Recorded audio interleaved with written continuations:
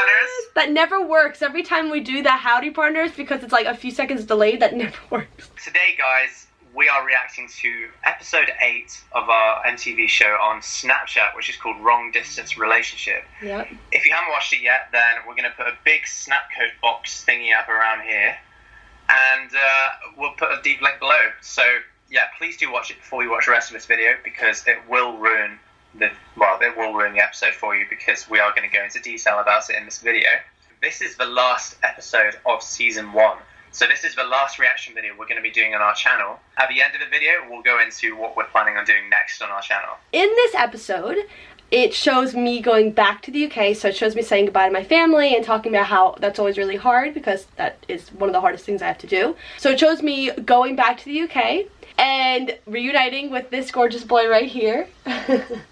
And seeing the apartment for the first time. I don't think it was made clear in the episode that Monica actually flew in on Christmas Day. Yeah. So she got to spend a few hours on Christmas Eve with her family, and then pretty much the whole of Christmas Eve and the nighttime of Christmas Eve going into Christmas Day, you were on a plane, weren't you? Yeah. So that was really nice. That was me spending Christmas for the first time in England, so that was a really cool experience. So yeah, it shows our reunion, and then we started talking about a few of the things that we discussed earlier in the season. Like, we make a joke how one day we'll have kids, 4, he wants 2, so we joke about that. Wait, tell them about your psychic.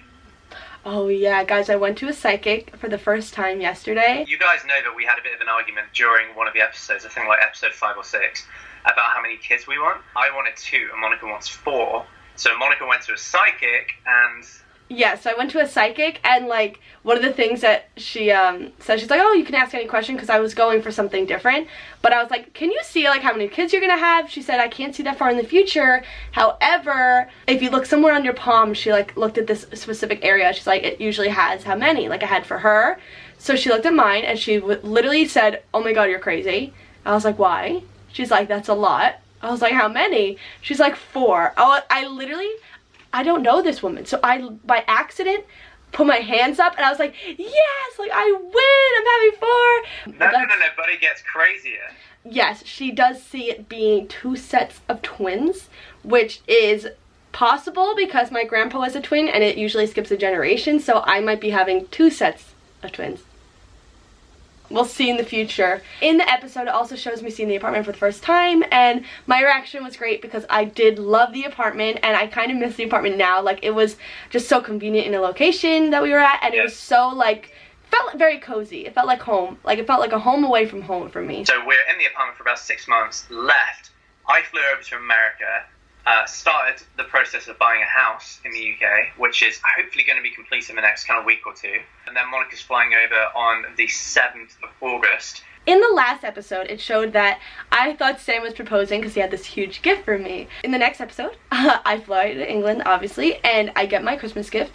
It was not a proposal. Obviously, I knew that now, but it was not a proposal. It was the trip to Berlin that we actually vlogged about a while ago.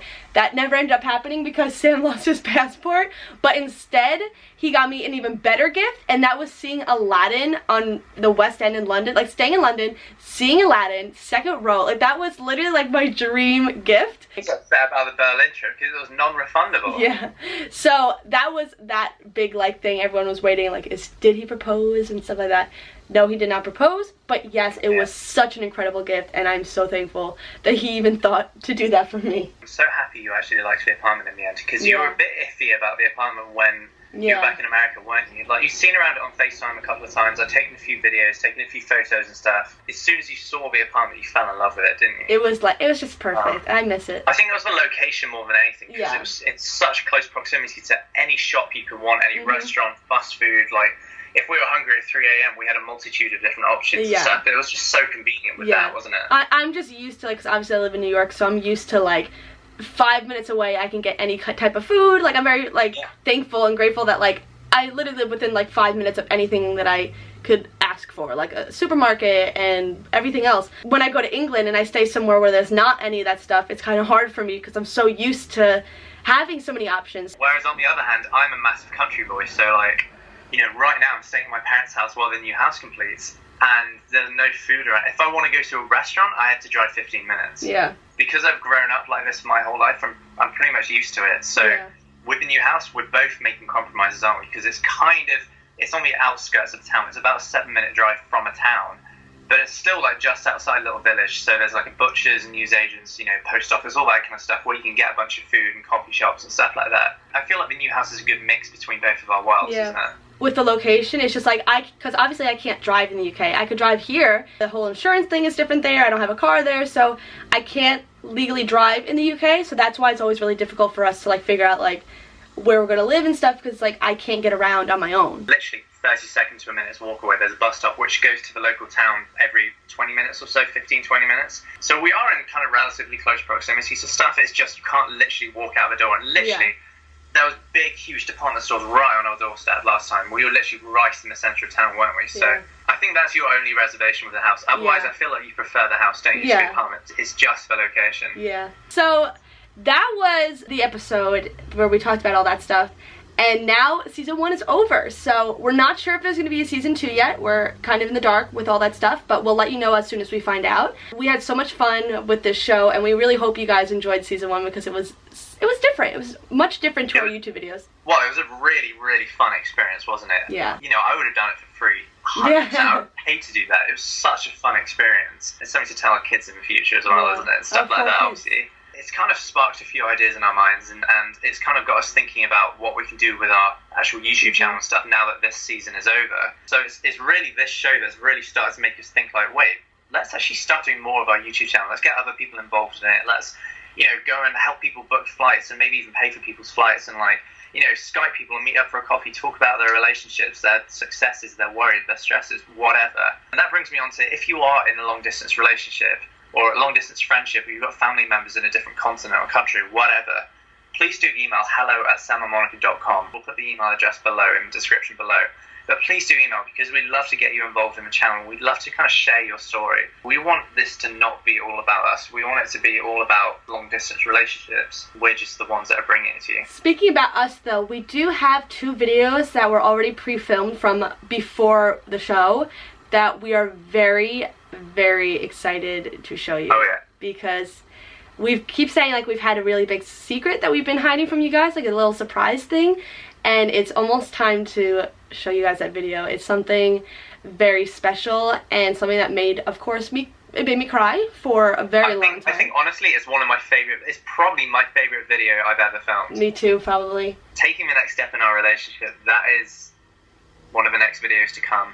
Like I can't hide it anymore. I just really want to tell everybody. Alright, just wait for the next couple of videos. Very, very soon, guys. So if you are not subscribed, please do hit the subscribe button. Please drop a like. All that kind of stuff. It really does help out, and it really kind of helps to motivate us to basically create as good quality content as possible. And plus, if you guys are liking our videos, subscribing, stuff like that, we're going to be able to dedicate more time to this. Yep. So thank you guys so much for watching this video. Again, we hope you enjoyed the show. It was a lot of fun to do. And we will see you in the next video, and just get ready, because we got good videos coming up. And then after that, we're going to get you guys involved. We've been emailing back a bunch of people. We've read through every single email that you guys have sent us. Obviously, we can't reply to all of them because we really go into detail replying, don't we? So it takes a good 10-20 minutes to reply to each email. But we do see them all, and we do really appreciate it. And we've been replying back to as many as possible. We want to get as many of you involved in the channel as possible. So keep emailing. And we cannot wait to start sharing your stories in this next kind of phase of the channel. So I'll see you guys in the next video. Bye, guys. Awesome.